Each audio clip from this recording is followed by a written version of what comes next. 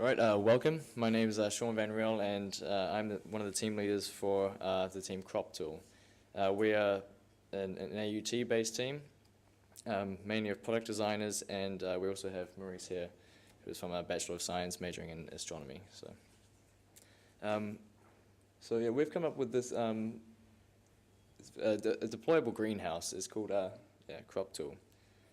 We developed from one of the teams last year, in 2013, who came up with like this pre-deployable greenhouse that would be deployed on Mars, ready for astronauts when they arrive. Their name was Space Veggies, and we just saw a few opportunities we'd like to sort of build from on there.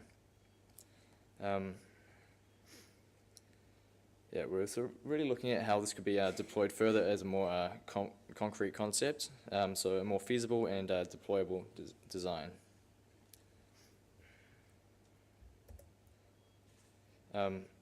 So the module is sort of broken down into 3 categories here. Can basically be built upon as more modules come down in further missions.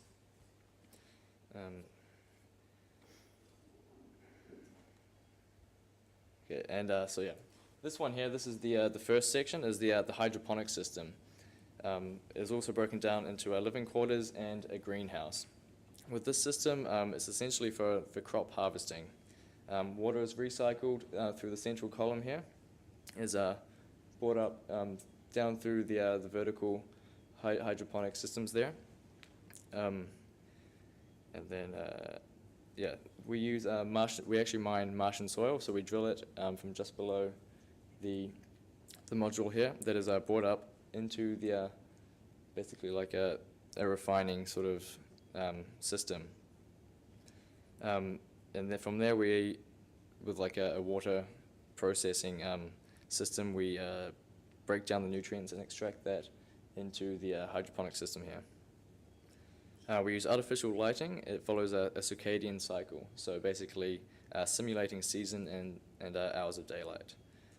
Crops are manually harvested and stored for later use, so we could freeze dry them, that sort of thing, and also the fact that they're hand harvested provides a sort of therapeutic aspect, I think, especially being so far away from home for such a long time.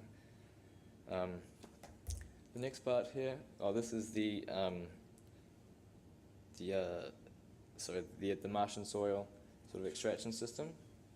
So a drill bit actually brings it up and drops it into the top, and these categories here are filled with the soil.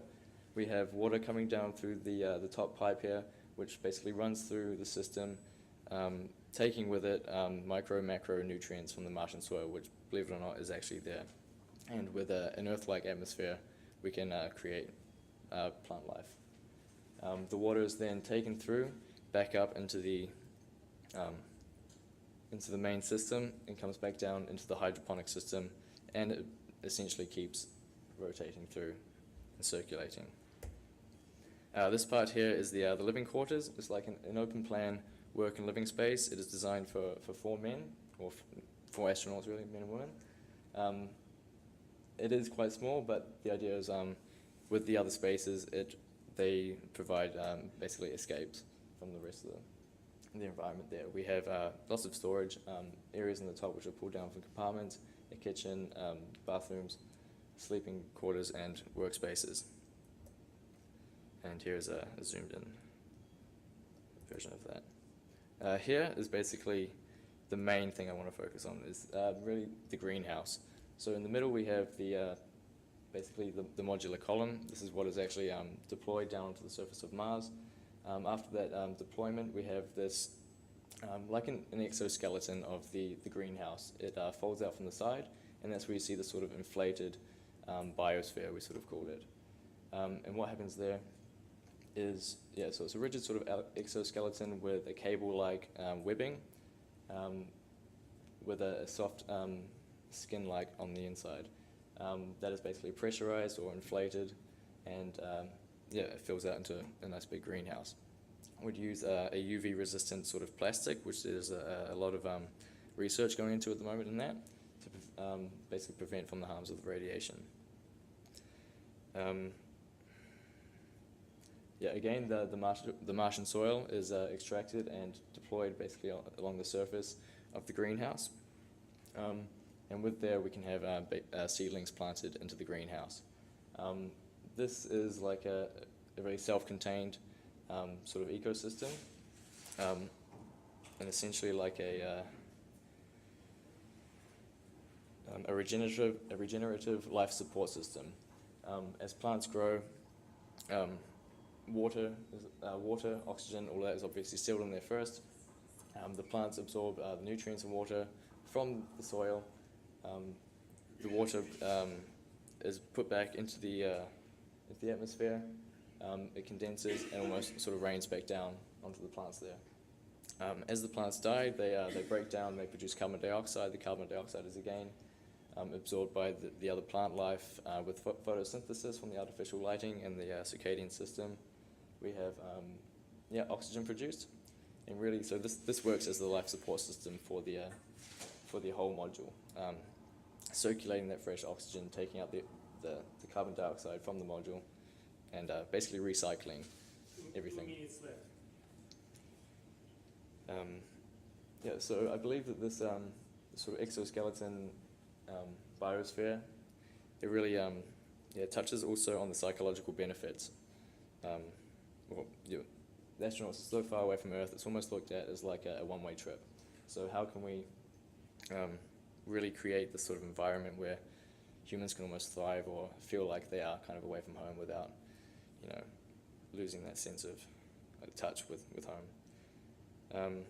We'd look at future developments, like the introducing of animal life, such as worms for processing waste into fertilizer, and bee pollination. But obviously, the introduction of animal life brings a whole lot of complexities with that. So that is basically one of the things that which you could develop on. So this is essentially our design here. Thank you.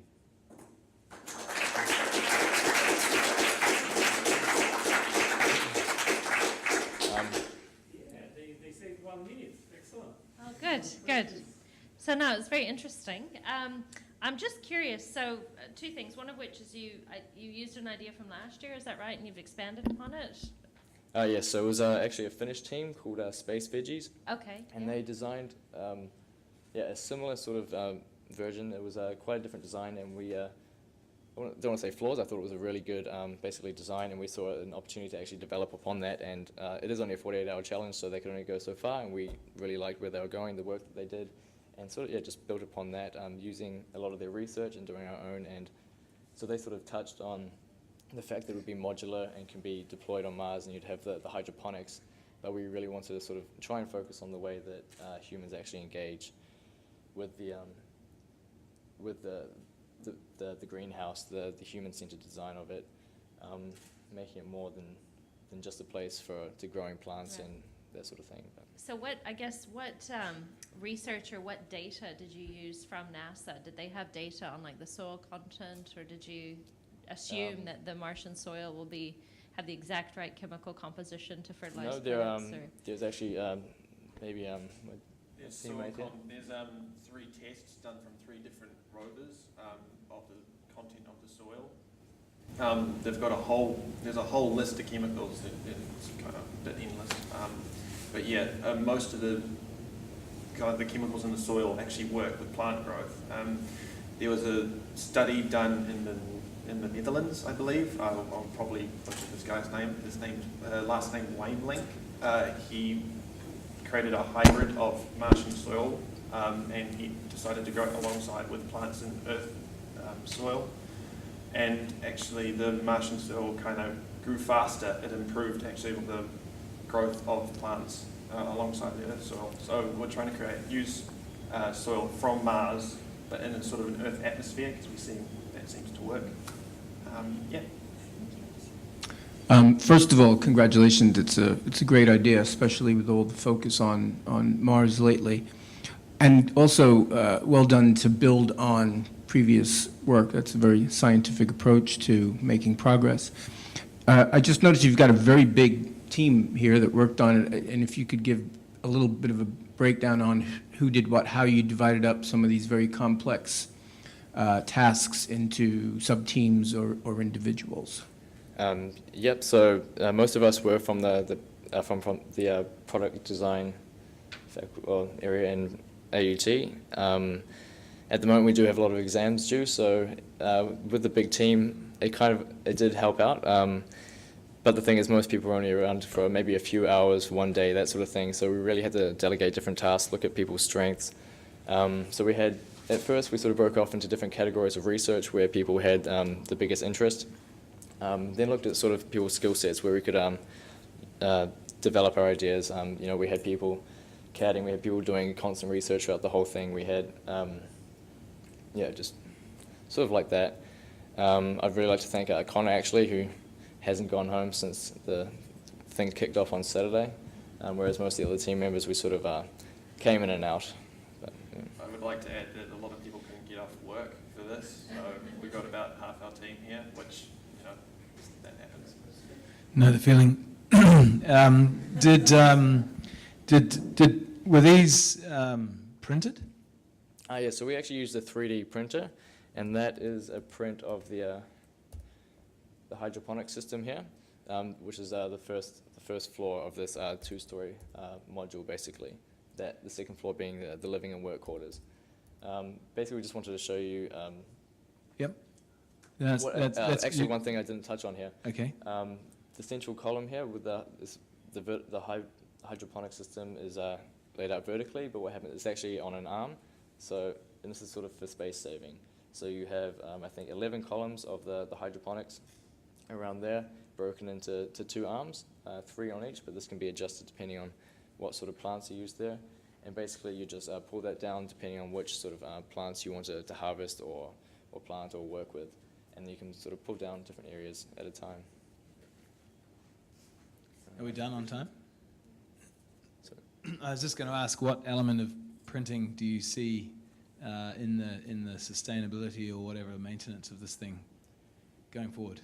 And my key question is, does it work? the hydroponics or the 3D?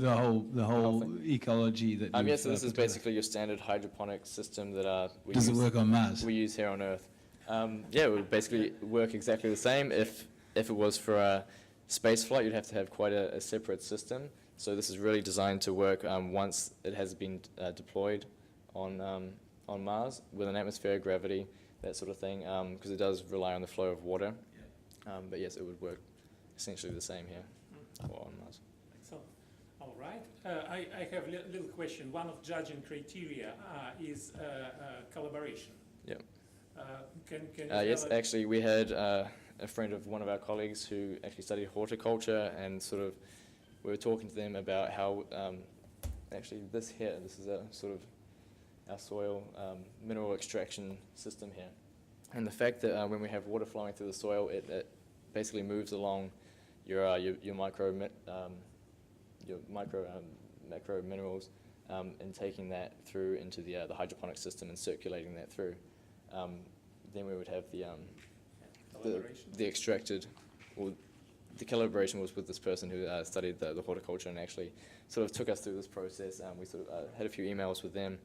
Also, the fact that we've taken on from the Finnish team, the space veggies, and really developed on that point. We sort of spent a lot of time on Twitter and just sort of seeing what a lot of things we're doing, constantly updating a feed. We made actually a life-size model of the living quarters here. Okay, and sort of okay. So don't go again. Okay, thank you very much. Thank you.